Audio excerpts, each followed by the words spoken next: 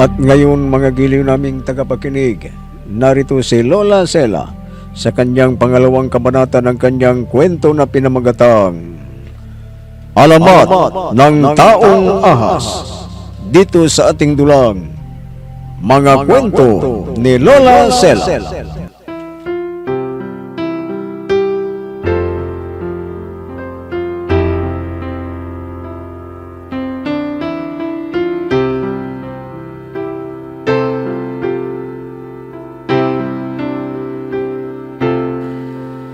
Naging lasanggero si Daniel. Galit na galit ang kanyang ama. Subalit, kinukonsinti siya ng kanyang ina kung ano-ano ang kulukuhang pinaggagawa. Kaya problema siya ng ama niya. Isang araw, kumalat ang balita na may nawawalang dalaga at pinaghihinala ang dinukot ng masasamang loob. Kahit ganun si Daniel, may dalagang humahanga pa rin sa kanya. Si Emma, anak ni Doña Victoria. Isang gabi, nakita ni Adoy na paalis na si Daniel at sinabing tutulong siya sa paghanap sa nawawalang dalaga. Pinipigilan siya, subalit hindi na nakinig sa kanya ang anak. Pagdating nila Daniel sa lugar na pinaghinala ang pinagdalhan ng dinukot na dalaga, ay may nakita silang kakaibang nilalang at sinabing, "Kapre,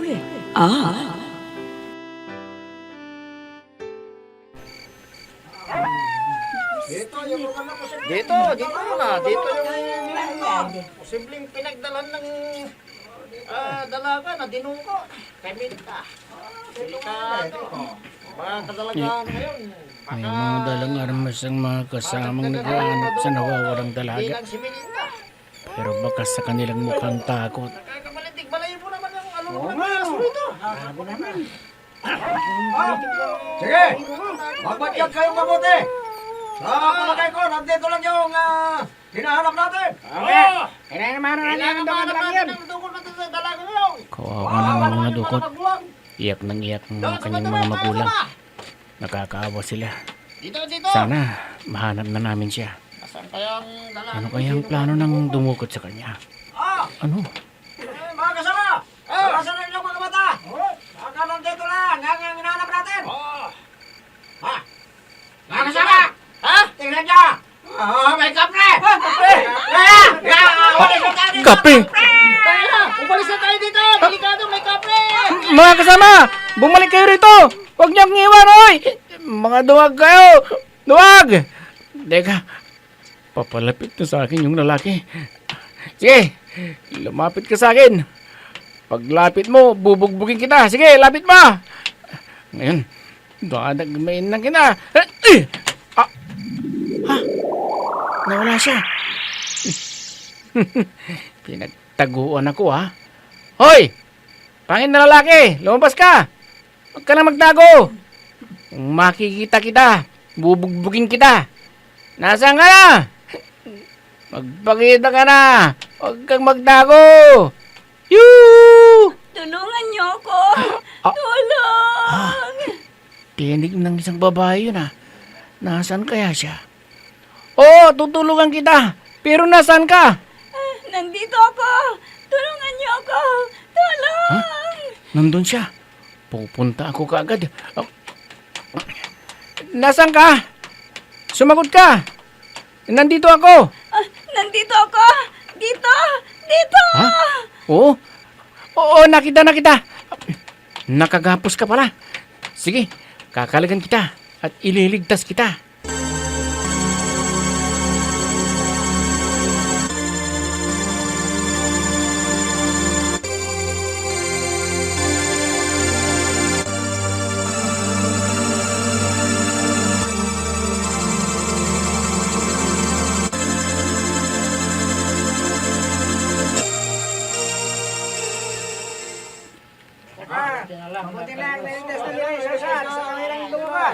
Opo.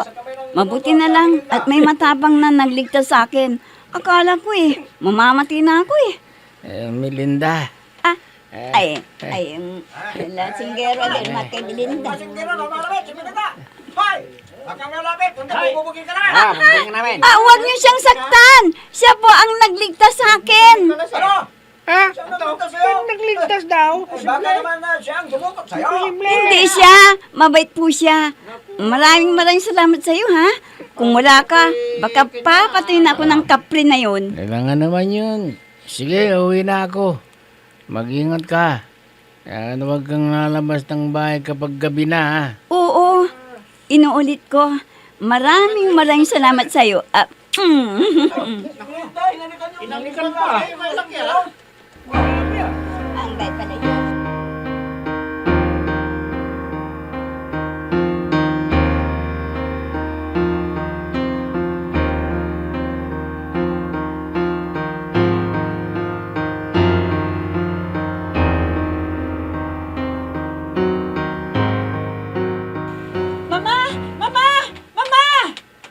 Oh, Iha, ano bang nangyari sa iyo? Para kang nakakita ng multo. Mama, hindi niyo ba pinakinggan ang mga balita ngayon?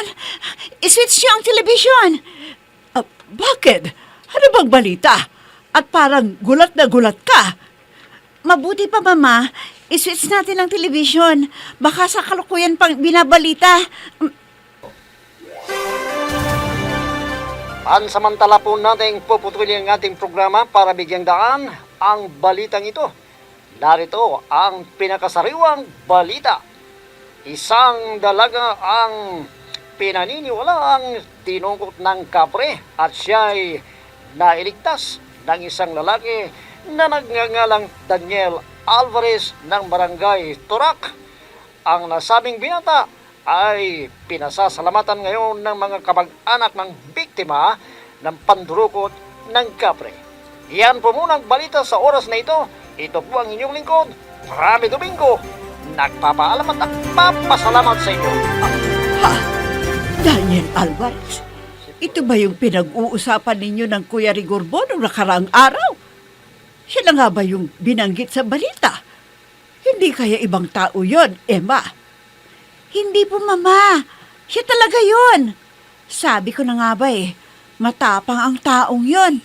Pati kapre, nilabanan niya para mailigtas lang yung babae, Mama. Kahaga-haga nga ang kanyang katapangan. Halos lahat natakot sa kapre. Pero siya, lumaban. Kahanga-hanga talaga ang lalaking yon. Mama, aalis po ako. Saan ka naman pupunta, Iha?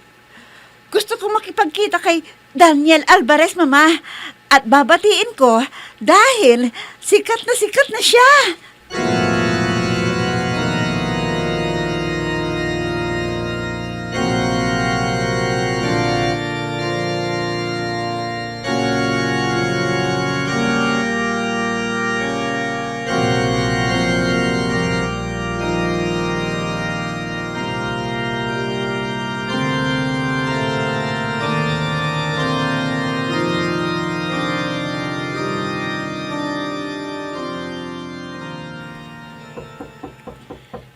Sandali lang! Nandyan na! Sino kaya ito? Umagang-umaga na nagpunta dito. Melinda? Ikaw ba yan? Halika, pumasok ka. Salamat, Josie. Maupo ka at marami kang ikukwento sa akin. Talagang marami, Josie. At hindi ko sukat akalaing makakaligtas pa ako nang nadukot ako ng kapre. Nako, buong bayan alam nila ang nangyari sa'yo. Nadukot ka raw at pinaghinala ang kapre ang dumuko sa'yo. Totoo ba yun? Oo, Josie. Totoo yun. Ha? Paano ka nakaligtas sa kamay ng kapre na dumuko sa'yo? Paano? Yan ang ikukwento ko sa iyo. Kung paano ako nakaligtas. Makinig ka, Josie.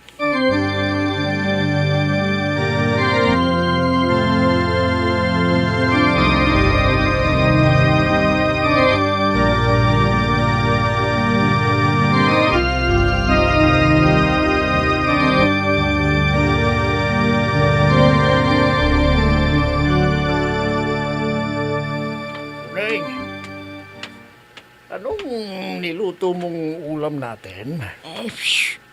Huwag kang maingay. Natutulog pa si Daniel baka magising. Kala ko kung parang... anong pakialam ko kung magigising yung batugan na yan? Wala nang ginawa kundi uminom, maglaseng, at kung ano-ano pang kalukuhan ang ginagawa. Ha!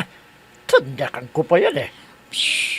Sinabi nang huwag kang maingay Ikaw ang tadyakan ko dyan Ha? Sandali lang. Ano ba yung ginagawa mo? Inihahanda ko ang isusuot niya mamaya. Isusuot niya mamaya? Bakit? Saan mo siya pupunta? Bakit kailangan pang ipaghanda mo siya ng isusuot niya, ha? Aber? Ay naku, Adoy. Tatanggap ng malaking karangalan ang anak natin. Tatanggap ng malaking karangalan? Bakit naman siya tatanggap ng galon? Ano mo meron? Alam mo, Adoy, isang buhay na bayani ang anak natin. Paparangalan siya mamaya sa bayan. Pista ng San Juan Bautista ngayon. Kaya maraming makakakilala sa kanya. At ipinagmamalaki ko siya, Adoy. Ipinagmamalaki ko ang anak natin. Abay, paano siya naging bayani, Aber? Luko-luko yan Lasinggiro at adik pa yata. Ay, nako. Magbasa ka naman ng pahayagan. O makinig sa balita sa radyo. Para malaman mo. Hayan ang pahayagan, Basahin mo. Para malaman mo kung paanong naging buhay na bayani si Daniel. Diyan ka na ga. Teka, may malaking larawan si Daniel sa pahayagang ito. Naka, mabasa nga.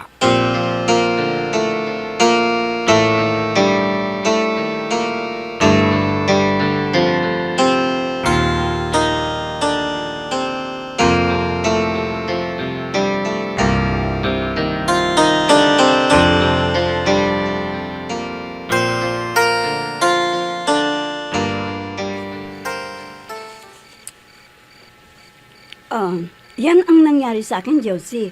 Akala ko, hindi na talaga akong makakaligtas dun Mabait pa lang lalaking yun, no?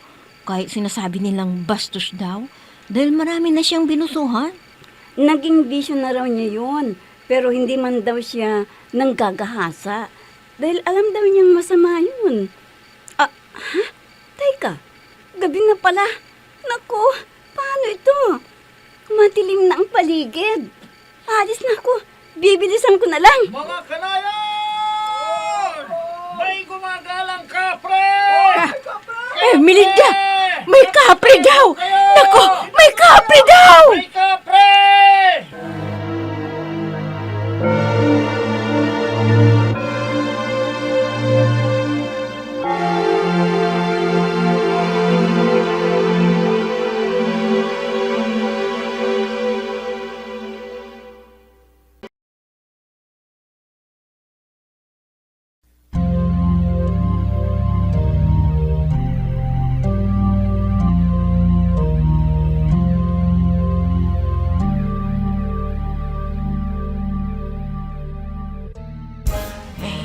Daniel, anak, ilang sandali na lamang at mag-uumpisa na ang programa. Paparangalan ka nila, anak. Makikilala ka ng buong bayan ng San Carlos. Inay, uhaw na po ako. May bawon akong tubig dito, anak. Sandali lang at ilalabas ko. Inay, hindi po sa tubig ako nauuhaw Nako, saan ka nauuhaw? Sa alak? Naku, anak. Huwag ka munang uminom ng alak. Patapusin mo muna ang parangal bago ka uminom ng alak. Nakakahiya. Baka kung ano naman ang gagawin mo.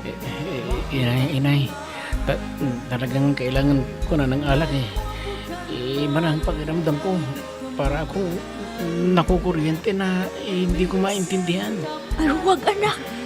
Tiisin mo muna ang pagkauhaw mo sa alak. Sandaling-sandali na lang. Hindi na ako makatiisin na Makahanap na lang ako ng mabibiling alak. Sige. Daniel! Naku, anak! Bumalik ka rito! Daniel!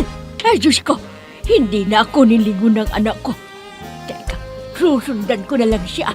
Baka iinom siya ng marami. Magiging problema ko pa.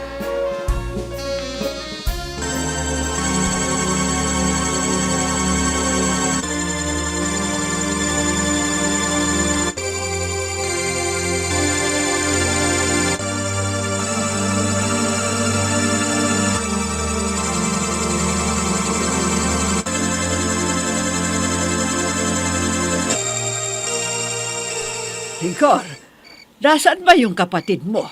Bakit parang wala dito sa bahay? Ay, naku, mama. Umalis siya at ang sabi, pupunta rin siya sa plaza para batiin ang adik na lalaking yan. Ano? Ipinilit niyang makipagkita sa taong yan? Oo, mama. Pinipigilan ko nga siya eh. Pero ayaw papigil eh. Pinilit pa rin ang gusto. Ay nako, baka matsambahan ng kapre. Mabuti pa, sundan mo siya. At huwag na huwag mo siyang iwanan.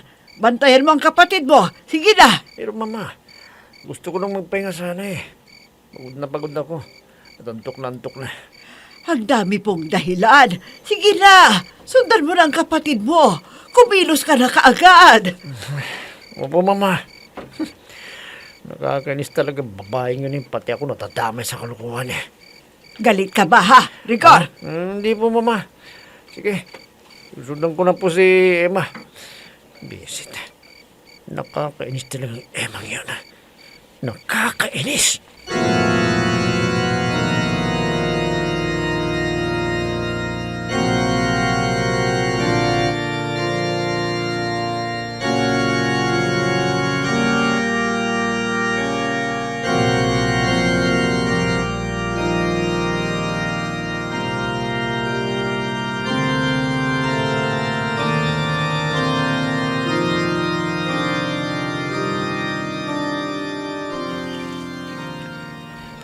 Josie, paano kaya ito? Nangako ako kay Daniel na dadalo ako sa parangal. Pero nandito pa ako. Bukas ka na lang magpaliwanag sa kanya. Sabihin mo kung bakit hindi ka nakapunta. Ano kaya kung samahan mo na lang ako para makadalo ako? Ha? Naku, takot akong lumakas eh. Baka biglang salakayin tayo ng kapre. Sige na, Josie. Parang awa mo na. Ayaw kong masira ang pangako ko kay Daniel. Pero mapanganib ang lumabas, Melinda. Natatakot din ako eh. Narinig mo yun, Josie? Wala na raw yung kapre. Halika na. Samantalahin nating pumunta sa bayan para makadalo ako sa parangal kay Daniel. Halika na! Ha? Hindi ka na ba magbibihis? Ganyan ka nang pupunta doon? Oo naman. Ganito na lang ako. Ang importante, makadalo ako sa parangal. Ah, sige. Magbibihis lang din ako. Sandali lang ha. Tapos, aalis tayo kaagad, ha? Huwag ka nang magbihis. Ganyan ka na lang. Halika na. Tayo na. Bilisan natin.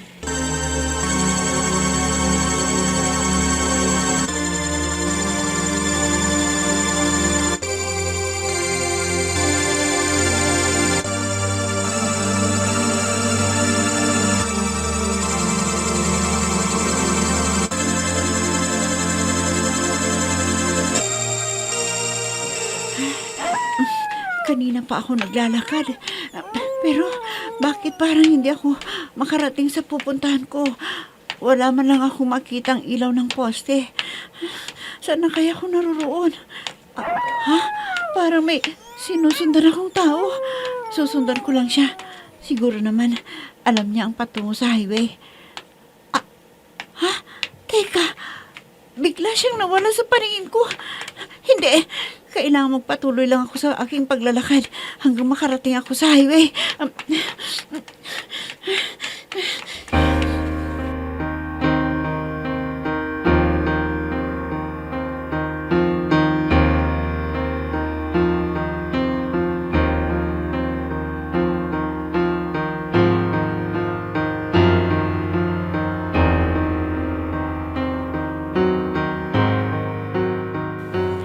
Melinda, ang dilim dito. Hindi na natin makita ang dinaraanan natin. Basta maglakad lang tayo. May nakikita akong ilaw ng mga kabahayan sa banda roon. Malapit na tayo. Lalakarin na lang natin. hanggang plaza ng bayan. Siguradong naghihintay na si Daniel doon. Melinda, tingnan mo! Tingnan mo! May kapre!